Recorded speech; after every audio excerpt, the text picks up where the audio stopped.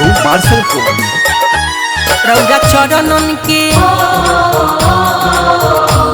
रौरा चरणन के धूल फूल पहर जाला हो। बाझिन के गोदिया जे भर जाला हो ए माई, बाझिन के गोदिया जे भर जाला हो। रौरा चरणन के धूल फूल पहर जाला हो। बाझिन के गोदिया जे भर जाला हो ए माई, बाझिन के गोदिया जे भर जाला हो।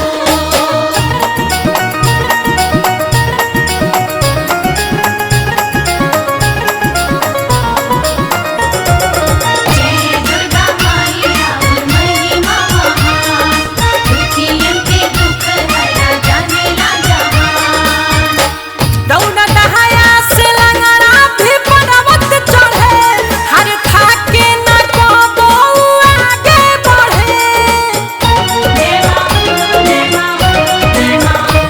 रौरा दहाया से लंगड़ा भी पर्वत चढ़े, हर थाके न कबो आगे बढ़े। रौरा चाहला से कोढ़ियन के मिले काया, दीजा जत तयन हरो भी बेदो पढ़े। जोते अखियन के पढ़ते लोग तहर जाला हो। बाझिन के गोदिया जे भर जाला हो ए माई, बाझिन के गोदिया जे भर जाला हो। जय मां जय मां जय मां जय मां जय मां जय मां जय मां जय मां। संगीत मनोज आर्य।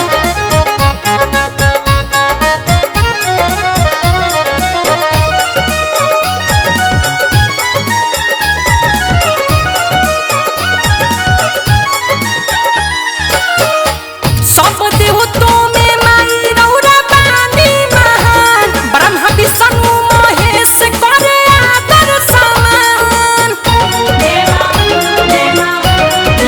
हाँ, सब देवतों में माई रौरा बानी महान। ब्रह्मा विष्णु महेश करे आदर समान। मिले रहुरे अदालत में सही में साफ, करस हनुमत भी चरणन के छूके प्रणाम। रूप देखते ही दुष्ट सभे डर जाला हो। बाझिन के गोदिया जे भर जाला हो ए मैया, बाझिन के गोदिया जे भर जाला हो।